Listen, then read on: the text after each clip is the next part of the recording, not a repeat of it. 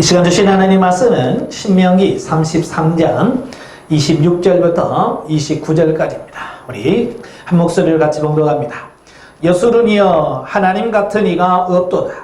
내가 너를 도우시려고 하늘을 타고 궁창의 위엄을 나타내시는도다. 영원하신 하나님이 내 처소가 되시니 그의 영원하신 발이 내 아래에 있도다. 그가 내 앞에서 대적을 쫓으시며 멸하라 하시도다. 이스라엘이 안전히 거하며 야곱의 샘은 곡식과 새 포도주의 땅에 홀로 있나니 곧 그의 하늘이 이슬을 내리는 곳이로다. 이스라엘이여 너는 행복한 사람이로다. 여호와의 구원을 너같이 얻은 백성이 누구냐? 그는 너를 돕는 방패시요 내 영광의 칼이시로다. 내 대적이 내게 복종하리니 내가 그들의 높은 곳을 밟으리로다. 아멘.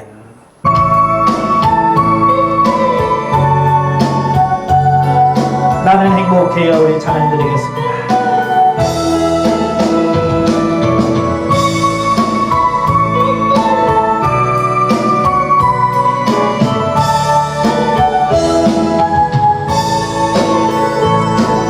주님 한 분밖에는 하는 사람 없어요. 가슴 깊이 숨어있는 주를 사랑하는 마음 주님 한 분밖에는 기억하지 못해요. 처음 주를 만난 그날 울며 고백하던 말 나는 행복해요. 주사랑 받았으니 아버지 품 안에서 떠나 살기 싫어요. 나는 행복해요. 사랑이 샘솟으니 이 세상 무엇이든 즐거워 남아요. 주님 한 분밖에는 사랑할이 없어요. 작은 가슴 뜨겁게 주님 피가 흘러요. 주님 한 분밖에는 약속할이 없어요.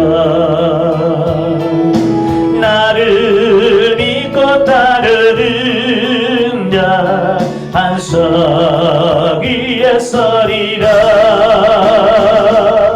나는 행복해요. 죄사함 받았으니 아버지 품 안에서 떠나 살기 싫어요. 나는 행복해요.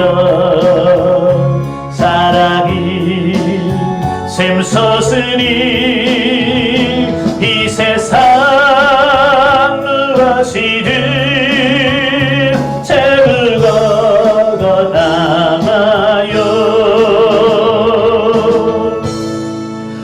아멘. 오늘 말씀의 제목을 행복하십니까? 라고 정해봤어요. 한번 여러분에게 묻겠습니다. 정말 행복하십니까? 예, 많은 사람들이 행복하길 원해요. 저도 가끔 문자를 하면서 오늘도 행복한 하루 되세요 라고 제가 문자를 많이 보내는데요. 그 행복이라고 하는 말, 물론 이제 주관적이죠. 그래서 사전에 찾아보니까 행복이라고 하는 게 뭐냐, 그 행복을 희망을 그리는 상태에서의 좋은 감정으로 심리적인 상태 및 이성적 경지 또는 자신이 원하는 욕구와 그 욕망이 충족되거나 즐거움을 느끼는 상태. 즉, 불안감을 느끼지 않고 안심해하는 것을 의미한다. 좀 복잡하지? 그러니까 행복이라고 하는 것은 뭐냐면 이 감정적, 심리적인 데부터 평안하고 또 이성적으로 또 환경적으로 자신이 원하는 욕망이나 욕구 이런 게 다 충족되어지고 그랬을 때 즐겁다 라고 느껴지는 그 감정이 행복이다 라고 하는 거예요. 물론 이제 행복이라고 하는 것은 이제 주관적이라고 그랬어요. 왜냐하면 행복을 느끼는 그 기준이 사람마다 다 다르다라고 하는 거예요. 쉽게 얘기해서 이런 거예요. 1,000원만 있어도 나는 행복하다라고 느끼는 사람이 있는가 하면 그래도 나는 10,000원은 있어야 행복해라 라고 생각하는 사람이 있는가 하면 그래도 10억 정도는 있어야 되지 않을까? 아니 100억 정도는 있어야 행복하다라고 하지 않을까? 이런 거예요. 그러니까 물질의 크고 작은 게 아니라 그 수준, 자기가 원하는 그 행복의 수준이 각자가 다르다는 얘기를 하고 있는 거예요. 그러니까 성도들끼리 이렇게 이야기하다 보면 어떤 사람은 내가 봤을 때 객관적으로 굉장히 행복할 것 같은데, 왜냐하면 세상적으로 모든 걸 다 갖추었잖아요. 명예나 또 직업이나 부나 이 모든 것을 다 갖추었는데 이야기를 해보면 행복하지 않다라고 얘기하는 거예요. 굉장히 힘들다라고 얘기하는 거죠. 그런데 반면에 사는 거 별일 없어요. 뭐 내놓을 만큼 아무것도 없어요. 그런데도 그분은 늘 나는 행복하다라고 얘기하는 거예요. 그러니까 이 두 분이 만나면 서로가 행복의 기준이 다르기 때문에 뭐 그런 거 가지고 행복하냐라고 말할 수도 있고 잘 살면서도 행복하지 않다라고 아니 왜 그런 환경에서 왜 감사하지 못하고 왜 행복하지 않으세요? 라고 반문할 수 있어요. 자, 이것은 각자가 느끼는 행복의 수준, 기준이 각기 다르기 때문에 그렇다라고 하는 거예요. 제가 오늘 아침에 이 말씀을 묵상하면서 궁금했어요. 과연 우리나라 사람들이 행복하다라고 느끼는가? OECD 국가 중에서 행복 지수를 조사를 했어요. 36개국을 조사했는데 그 36개국 중에서 우리나라가 24위예요. 24위. 그러니까 많은 사람들이 이 많은 예전에 비하면 우리나라가 얼마나 잘 먹고 잘 삽니까? 그죠? 환경적으로 모든 게 다 풍요로워요. 그럼에도 불구하고 아직도 우리나라가 행복하지 않다라고 느껴진다는 거예요. 물론 여기서 말하는 행복지수라고 하는 것은 그냥 단순히 내가 행복해요 라고 하는 느끼는 것을 평가해서가 아니라 여기서 보면 뭐 여러 가지 따지는 게 많아요. 뭐 치안은 잘돼, 치안의 상태, 교육 수준의 상태, 문화 환경의 상태, 뭐 이런 거 쭉 자유, 뭐 이런 걸 다 따져서 정말 그 점수를 다 매겨서 이 행복지수를 말씀했어. 거기서 우리가 24위예요. 또 유엔에서 조사한 것은 156개국이죠. 유엔의 그 156개국 중에서 우리나라는 54위. 그래도 중상위 측에 해당되죠. 예. 거기 보면 정말로 빈국도 많아요. 자, 세계 무역 그 수준으로 보면 우리나라는 세계 10위, 11위입니다. 그만큼 잘 산다는 얘기예요. 그럼에도 불구하고 행복지수에서만큼은 굉장히 수준이 떨어지는 거예요.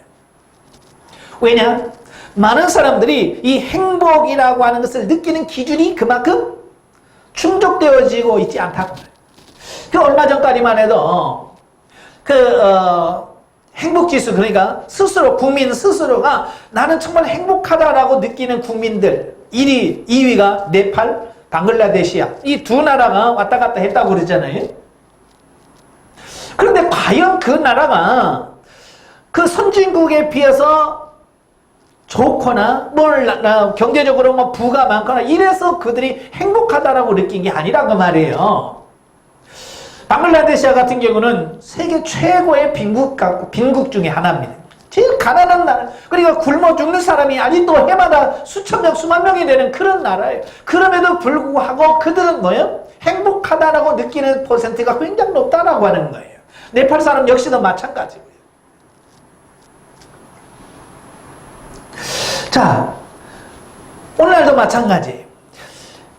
우리가 행복하다라고 말할 때에 그 기준이 있는데 각자의 기준이 다 다르기 때문에 그런 거예요. 자, 여기서 일반적인 행복, 그러니까 하나님을 알지 못하는 사람들이 나는 행복하다라고 느껴지는 어떤 그런 것과 하나님을 믿고 신앙생활하고 하는 우리 예수 믿는 저와 여러분과 같은 분들이 나는 정말 행복하다라고 하는 부분은 분명히 다를 거예요. 기준이 다를 거예요. 예수 안 믿는 사람들의 행복 기준은 뭐겠어요? 네, 수입이 얼마냐, 한 달에 얼마 정도는 들어오느냐, 그리고 내 재산이 얼마면, 내 집은 몇 평 정도 되고, 뭐 이런 어떤 기준이겠죠? 외부적인 어떤 이런 것들이 행복의 기준이 될 수 있는 거죠. 과연 우리 예수 믿는 사람들이 나는 행복합니다라고 말할 때 내가 행복한 기준이 과연 어느 수준일까? 예수 안 믿는 사람은 똑같을까요? 똑같아서는 안 되겠죠. 기준이 분명히 달라요. 그런데 오늘 가만히 신앙생활하는 분들을 보면 예수 안 믿는 사람도 역시 행복하지 않다라고 말하고요. 신앙생활하는 사람도 역시 행복하지 않다라고 얘기하고요. 물론 불신자들보다 신앙생활하는 사람들 행복지수가 조금 높긴 해요. 그러나 별반 차이 없어요. 왜 예수를 모르는 사람이나 예수를 믿는 사람이나 행복지수가 별 차이가 없을까? 조금은 차이가 있지만 별 차이가 없어요. 왜 그럴까? 예, 기준이 똑같기 때문에 그래요. 환경적인 것, 물질적인 것, 어떤 외부적인 이런 것들을 가지고 행복하다 아니다 이걸 기준하는 그 기준이 그 믿는 사람이나 믿지 않는 사람이나 똑같기 때문에 그렇게 나올 수밖에 없다라고 하는 사실이에요. 성경에 보세요. 성경에 보면 언제나 외부적인 조건, 어떤 이런 환경적인 조건 이런 것을 가지고 네가 행복하다라고 말한 적 있나? 없어요. 예, 성경의 기준은 그런 게 아니에요. 성경의 기준은 오직 단 한 가지, 하나님과 어떤 관계를 맺고 있느냐예요. 하나님과 어떤 관계냐에 따라서 그것이 우리에게 행복의 기준이 될 수 있다라고 말씀해주고 있다라고 하는 거예요. 왜 사람들이 불행하다, 행복하다라고 하는 그게 생깁니까? 예, 원래는 하나님께서 우리 인간을 창조했어요. 정말로 행복하게 만드셨어요. 에덴 동산이라는 말만 들어도 우리는 모두가 행복해합니다. 야, 정말 너무 행복했다. 내가 살아보지도 않았음에도 불구하고 에덴 동산이란 말만 나와도 이 안에서 뭔가 행복할 것 같은 그런 게 느낀단 말이에요. 예, 왜? 하나님께서 에덴 동산을 정말 행복하게 만드셨어요. 근데 지금 많은 사람들이 불행하다라고. 왜? 그러면 왜 불행이 왜 왔어요? 네, 하나님과의 관계에서 온 거예요. 아담과 하와가 범죄하고 나서 하나님과의 관계가 단절되면서부터 사람들은 하나님과의 관계 속에서 느껴지는 그 행복을 느끼지 못하고 세상 외부적인 환경에서 느끼는 것을 가지고 행복의 기준을 삼았기 때문에 사람들은 점점점 가면 갈수록 행복 지수가 낮아지게 돼요. 그러니까 하나님과 멀어지면 멀어질수록 그 행복의 기준이 점점 외부적인 환경적인 영향을 받게 되어 있더라는 말이에요. 성경은 끊임없이 사람의 행복은 어디서 오느냐? 하나님과 나와의 관계에서 온다라고 말씀해주고 있습니다. 자, 오늘 본문은 신명기 33장의 내용이죠. 신명기 33장은 모세가 임종 직전에 이스라엘 12지파를 다 모아놓고 그들을 축복하는 내용의 말씀입니다. 물론 이제 창세기 49장에 보면 야곱이 죽기 전에 그의 12아들을 앞에 놓고 일일이 축복하면서 기도해 주죠. 예. 물론 이제 시므온이나 레위지파 같은 경우는 축복이 아닌 저주를 받지. 자, 야곱이 이스라엘 12아들을 놓고 축복 기도해 주었던 것처럼 이 모세 역시 그가 임종 직전에 이스라엘 백성들을 다 앞에 놓고 각 지파별로 그들에게 축복해 줍니다. 그 12지파를 다 축복하고 나서 결론적으로 내린 말씀이 오늘 저와 여러분이 같이 봉독한 말씀이에요. 자, 26절에 보면 여수론이요. 그렇죠? 이 여수론이라고 하는 말이 나오는데요. 이 여수론이라고 하는 말은 히브리어입니다. 히브리어로 이스라엘아라고 말과 거의 유사한 말이에요. 고든 자, 의로운 자, 정직한 자라고 하는 그런 의미를 가지고 있어요. 그러니까 하나님께서 이스라엘 백성들을 가리켜서 이스라엘 백성들을 가리켜서 의로운 자, 고든 자, 정직한 자요. 자, 그렇게 부르고 있는 거죠. 네. 자, 여술은요 하나님 같은 이가 없도다. 예, 이 모세가 그가 80세에 하나님의 부르심을 받아서 40년 동안 이스라엘 백성들을 광야에서 쭉 인도했어요. 그러니까 하나님의 살아계심, 하나님의 역사하심, 이 모든 것들을 다 그가 눈으로 보고 경험하고 체험하면서 그가 내린 결론이 뭐냐면 하나님 같은 이가 없다. 예. 모세는 왕궁에도 살아봤잖아요. 그죠? 40년 동안 왕궁에서 그 바로의 공주의 아들로서 40년 동안 살았어요. 그러니까 이 왕궁에 산다는 건 그때 당시 세상에서 최고의 누릴 모든 것을 다 누려본 거지. 그리고 그가 40세가 되었을 때에 그가 미디안 광야로 도망을 가죠. 피난을 갑니다. 그래서 미디안 광야에서 우리말로 하면 자연인의 생활을 한 거예요. 자, 궁궐에서의 40년, 자연인으로서 40년. 어찌 보면 우리가 꿈꾸는 모든 세계를 다 살아본 사람이에요. 예. 그럼에도 불구하고 그가 뭐라고 고백하냐면 하나님 같은 이가 없도다. 예? 하나님과 같은 분이 없다. 그가 그 고백을 합니다. 자, 그러면서 영원하신 하나님이 내 처소가 되시며 그가 영원하신 발이 내 아래에 있도다 쭉 말씀하시면서 29절에 뭐라고 말씀합니까? 이스라엘이여 너는 행복한 사람이로다. 그리. 예. 모세가 그 이스라엘 백성들을 가리켜서 뭐라고 말씀하냐면 너희는 행복한 자, 너는 행복한 사람이다 라고 말한다고 말이에요. 자, 아까도 말한 것처럼 많은 사람들은 행복하다, 내가 정말 행복하다라고 하는 부분을 따지려고 하면 무슨 기준이 있어야 될 거 아니에요.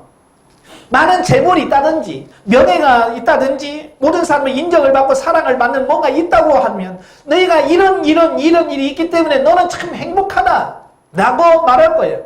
쉽게 말하면 이런 거예요. 너는 뭐 좋은 집이 있어서 행복하겠다. 너는 재산이 많아서 행복하겠다. 뭐 좋은 아내 있어서 행복하겠다. 좋은 남편 만나서 행복하겠다. 자식들이 너무 뭐 공부 잘해서 뭐 해서 뭐 행복하겠다. 이런 조건들이 많이 있잖아요.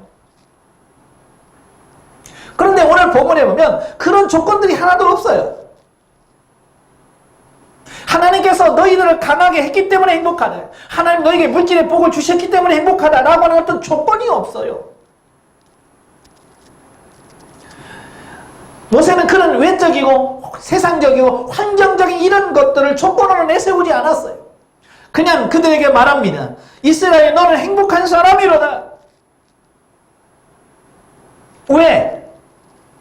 바로 뒤에 나옵니다. 행복에 왜 너희가 행복한지 그 바로 조건이 나와요. 그게 뭐냐?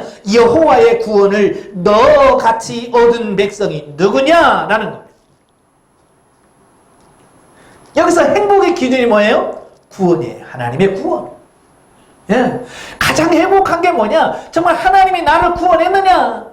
이게 정말 행복의 기준이 된다라고 말씀해주고 있어요. 다시 말하면 구원만큼 중요한 게 없다. 행복에 있어서 구원 받았느냐 못 받았느냐 이게 제일 중요한 거지 외부적인 이런 조건에 의해서 이루어지는 것은 아니다라고 말씀해주고 있다라고 하는 사실입니다.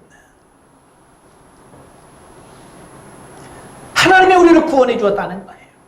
내가 하나님의 구원받은 백성이라고 하는 사실이에요. 이것 하나만으로도 모세는 뭐라고 말합니까? 너희는 행복한 사람이에요. 아멘이 되십니까? 여기서 우리가 아멘 해야 돼. 근데 우리는 아직도 그 말은 아멘을 하죠. 아멘 하면서도 우리는 여전히 내 속에서 나는 누구보다도 지 평수가 짧아요. 난 누구보다도 뭐가 없어요.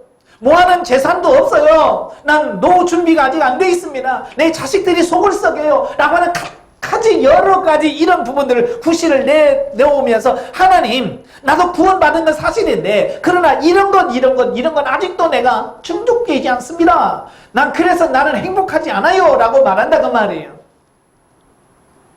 이건 일반적 세상적 사람들과 기준이 똑같다라고 하는 것을 말씀해주고 있는 거예요. 우리는 상대적 빈곤감이라고 하지. 내 자신이 하나님 앞에서 나는 이 정도면 행복합니다 라고 해야 되는데 우리는 항상 상대적 빈곤감이에요. 그러니까 이런 거죠. 예를 들어서 재산이 한 10억 갖고 있으신 분들은 10억 아래에 있는 사람들 만나면 아이고 나는 정말 행복해. 나는 저 사람보다 내가 많잖아. 그래서 자기보다 못한 사람 만나면 그 안에서는 행복을 느낍니다. 예. 그런데 이 10억 가진 사람이 그 행복감을 느끼다가 어느 사람을 만나면 그 사람은 100억을 가지고 있네요. 그러면 그때부터 이 사람은 행복하다고 느끼는 것이 아니라 그 100억 가진 사람과 자기를 비교하면서 아이고 저 사람은 100억인데 나는 10억이네 하면서 상대적 빈곤감에 빠진다 그 말이에요. 이건 어리석은 거라 그 말이에요. 정말 중요한 것은 어떤 그런 게 아니라 그 말이에요. 정말 중요한 것은 하나님의 구원을 받았느냐 못 받았느냐, 하나님이 나와 함께하느냐, 하나님의 임마누엘이 우리 안에 있느냐, 이게 정말 중요한 거지. 세상에 같은 요건을 얼마나 갖추었느냐 이게 아니라는 사실이에요.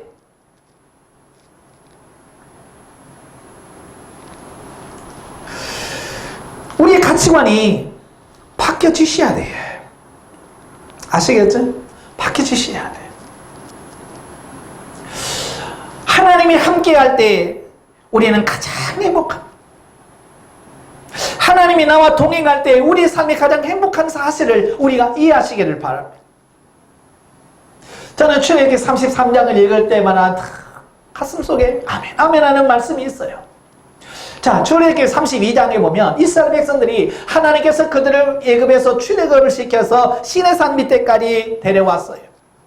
그리고 그들과 언약까지 맺었습니다. 난 너희 하나님이 되고 너희는 내 백성이 되리라.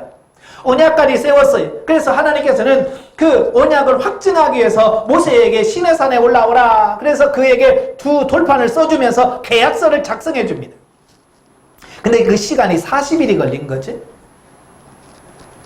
이스라엘 백성들은 하루 이틀 기다리다가 40일이 다 됐는데 모세가 내려오질 않는 거예요. 불안한 겁니다. 그래서 그는 아론을 찾아와서 뭐라고 그래요? 우리를 인도할 신을 만들어내라. 조금 전까지 며칠 전에 하나님과 언약 세웠잖아요. 나는 너희 하나님이 되고 넌 내 백성이 된다라고 하는 언약을 세웠고요. 피를 뿌리면서 언약까지 다 세웠어요. 그런데도 그들은 그걸 못 믿고 우리를 인도할 신을 만들어내라라고 말하는 거예요. 그러니까 아론이 그러면 금부치를 다 내놔라. 그래서 코골이 귀골이 다 모아서 줬더니 모세가 그걸 부어서 깎아서 금송아지를 만들었어. 그리고 뭐라고 말합니까? 이것이 너희를 인도해야 된 여호와다 라고 선언하고 거기다 제사를 드리죠. 하나님께서 그 모습을 보면서 모세에게 빨리 내려가라. 내 백성이 타락했다. 모세가 중보한 이후에 내려옵니다. 내려와서 보니까 진짜 자기가 상상했던 것보다 훨씬 더 심각한 거예요. 금송아지를 만들어 거기다 뛰어놀면서 그게 신이라고 여호와라고 말하는 그 모습을 보면서 분노가 치밀었어. 그래서 하나님께서 써주신 돌판을 깨뜨렸어. 그리고 하나님 그들을 3,000명을 친다 죽인 이후에 그가 하나님 앞에 가서 하나님 백성을 용서해 주옵소서. 그렇지 아니하시려면 생명책에서 내 이름을 지워주세요라고 하는 간절한 중보기도를 합니다. 그때 하나님께서 그 백성을 용서해 줍니다. 그리고 나서 33장에 들어가면 하나님께서 모세에게 말씀합니다. 모세야, 이 백성을 끌고 가나안 땅으로 들어가라. 그러나 나는 너와 함께 하지 않겠다. 모세에는 정말 충격적인 말씀이었어요. 하나님께서 약속했으니까 내가 가나안은 주겠지만 내가 가나안 같이 가지 않겠다라고 하는 부분이에요.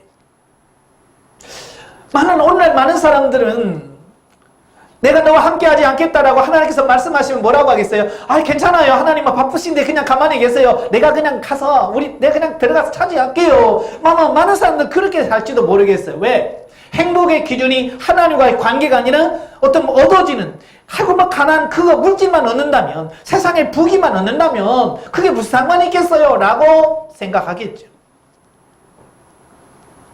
그런데 모세는 그 하나님이 나는 가지 않겠다.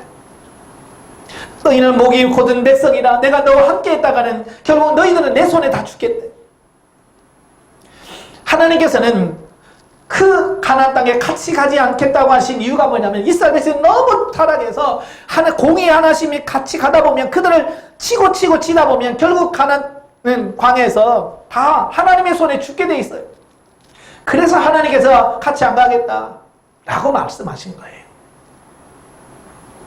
그때 모세가 하나님께 엎드려서 하나님께 고백합니다. 하나님이 가나안으로 우리를 인도하시며 같이 안 가신다면 무슨 의미가 있어요? 하나님이 함께하지 않은 가나안이 무슨 의미가 있겠어요? 하나님께서 가나안 땅에 같이 가지 않으시려면 차라리 이곳에서 하나님과 함께 살겠습니다 라는 고백을 해요. 지금 모세가 있는 곳은 어디예요? 호렙산이에요. 광야예요. 빈들입니다. 정말로 포도원 심을 데도 없고 감람나무 심을 곳도 없고요. 빈들입니다. 광야입니다. 그런데 모세는 뭐가 행복인지를 한 거예요. 하나님이 함께 하는 게 진짜 복이라는 걸 한 거예요. 그래서 하나님께서 올라가 내가 약속했으니까 가나안 땅은 줄게. 그러나 나는 함께 가지 않을 거야 라고 말했을 때에 하나님 그런 말씀하지 마세요. 하나님 없는 가나안이 무슨 의미입니까? 하나님과 함께하는 이 광야가 내겐 더 행복합니다. 그 얘기예요. 그 고백 한마디에 하나님께서 그냥 마음이 녹아져 버린 거예요. 그래서 뭐라고 그래요? 알았다 내가 같이 가마 그러잖아요. 모세는 행복의 기준이 뭔 줄 알았어요. 세상에서 가장 큰 행복이 하나님과 함께하는 거고 하나님과 동행하는 거고 하나님의 구원을 받는 것 그것만큼 중요한 게 없어. 아무리 가난해도 하나님이 함께한다면 그게 진짜 복이고 세상에서 아무리 출세 성공해도 하나님과 관계가 없다면 그건 사망이죠. 행복이 아니라는 걸 한 거예요. 그래서 하나님이 없는 가나안을 가라고 해도 모세는 거부했던 거예요. 바로 이런 모세가 이제 가나안을 눈앞에 두었어요. 광야 40년 동안을 다 훈련을 받고 자기도 들어가고 싶었지만 하나님께서 너는 가데스 바네아에서 내 영광을 드러내지 않은 관계로 너는 들어가지 못한다. 그러나 그 땅을 보게는 해주겠다. 그래서 그 땅을 보았어요. 그러나 그 땅은 못 들어갑니다. 그러나 모세는 못 들어가지만 비록 그 땅에 들어가지 못했지만 자기는 하나님과 함께 했다는 거예요. 지금까지 하나님과 동행했다는 거예요. 그래서 그는 행복하다라고 말하는 거예요. 뿐만 아니라 이스라엘 백성들에게 하나님이 너희와 함께한 너희가 하나님의 구원을 받았기 때문에 너희가 행복한 사람이다 라고 말한다고 말이에요. 이 행복의 기준이 바로 저와 여러분의 행복 기준이 되어야 되지 않을까라고 하는 거예요. 빌립보서를 읽다 보면 사도 바울이 빌립보 성도들에게 이런 말을 해요. 기뻐하라. 내가 다시 너희에게 말하노니 항상 기뻐하라. 그 말이 뭐가 문제입니까? 라고 물을 수 있겠습니다만 네, 외부적으로 별반 차이가 없어요. 그런데 문제는 뭐냐면 지금 그 빌립보서를 기록하고 있는 바울이 어디에 있느냐라고 하는 거예요. 예, 잘 먹고 잘 살면서 야 기뻐해 라고 말하는 것이 아니라 지금 사도 바울은 로마 감옥에 있어요. 그는 갇혀있는 상태예요. 그럼에도 불구하고 그런 상태에 있으면서도 감옥 밖에서 자유롭게 살고 나름대로 행복하게 살고는 그들을 향해서 기뻐하라. 내가 다시 말하노니 기뻐하라. 항상 기뻐하라 라고 말한다고 말이에요. 자, 외부적인 기준을 하나 봅시다. 아니 감옥이 행복합니까? 감옥 밖이 행복합니까? 예, 여전히 감옥 밖이 행복하겠죠. 이건 객관적으로 누가 물어봐도 감옥 안보다 감옥 밖이 행복하다라고 말합니다. 그러나 사도 바울은 자기는 지금 감옥에 있지만, 비록 감옥에서 감옥살이를 하고 있지만, 그러나 그 안에 예수 그리스도가 계시고 하나님이 계시고 하나님과 동행하는 삶이 있기 때문에 그는 감옥이 불행하다고 생각하지 않고 그것이 기쁘다고 말합니다. 그러면서 도리어 감옥 밖에 있는 성도들 향해서 기뻐하라 라고 외치고 있는, 이 행복의 기준, 기쁘다라고 하는 그 기준이 남다르기 때문에 느낄 수 있는 부분이에요. 오늘 저와 여러분이 하나님을 믿는다라고 하는 것은 이 기준이 다른 거예요. 세상 사람들처럼 무언가를 갖추어서가 아니라 그저 갖추어지지 않아도 하나님이 나와 함께하고 있다는 그 사실 하나만으로도 우리는 감사하고 기뻐할 수 있는 그런 삶이 되어야 된다, 그 말씀을 하고 있는 거예요.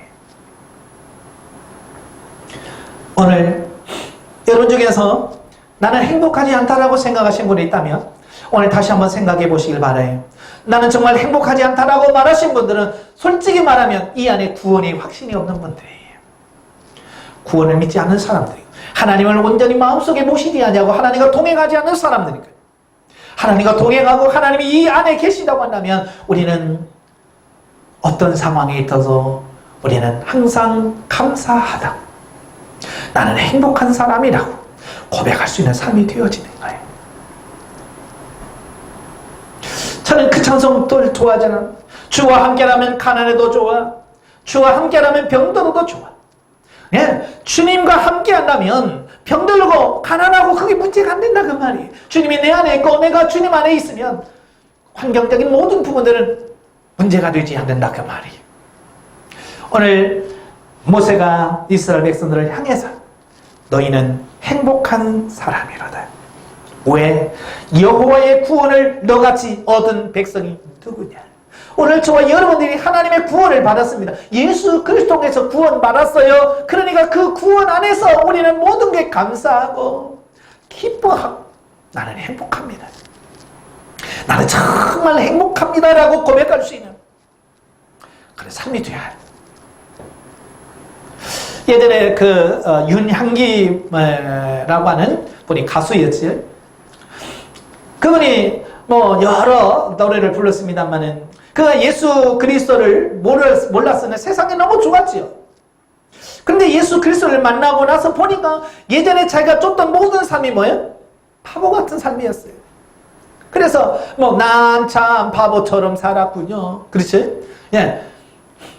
난 참 바보처럼 살았군요. 그걸 부르기 시작한 거예요. 예. 왜? 예수 그리스도를 만나기 전에는 세상적인 가치관으로 보면 자기가 꿈꾸는 것, 추구하는 모든 것들을 이루려고 몸부림쳤는데 그게 아니에요. 예수 만나보니까 그게 다 바보 같은 삶이었구나. 그가 예수 그리스도를 만나고 나서 나는 바보처럼 살았다, 그 다음에 행복합니다, 난 참 행복합니다 라고 또 그가 고백하는 내용을 보게, 예수를 만나 예수님과 함께하고 예수님 한 분만으로 만족하고 감사할 수 있는 여러분 되시기를 주님으로 축원합니다. 기도하겠습니다. 은혜로우신 아버지, 오늘 우리 각자들에게 행복하십니까? 라는 질문을 던져봅니다. 우리는 아직도 세상적인 가치 기준에 의해서 나는 이런 것 때문에 행복하지 못합니다, 난 누구보다도 못해서 행복하지 못합니다, 이런 생각들을 많이 하죠. 주님, 그러나 그런 사고 가치관들을 주님 앞에 내려놓게 하옵소서. 오늘 모세는 이스라엘 백성들을 향해서 너는 행복한 사람이라고 말합니다. 왜? 하나님의 구원을 맛본 너희들처럼 누린 자가 없다고 말씀합니다. 하나님의 구원받음이 그렇게 귀하고 복되다는 사실을 우리가 다시 한번 깨닫게 하시고 구원받음 속에서 모든 게 감사할 수 있는 우리 삶이 되어지게 하옵소서. 병들어도 아버지 가난해도 어떤 고난과 역경이 와도 예수님 한 분 때문에 감사하고 기뻐할 수 있는 우리 삶이 되어지게 하시고 모세의 고백처럼 하나님 없는 가난보다 하나님과 동행하는 가난이 더 중요하다고, 더 귀하고 복된 삶이다. 사도 바울처럼 감옥 밖에서 사는 것보다 감옥 안에 있어도 주님과 함께하는 삶이 너무 행복하다라고 고백할 수 있는 우리 삶이 되어지게 하옵소서. 예수님의 이름으로 감사하며 기도합니다. 아멘.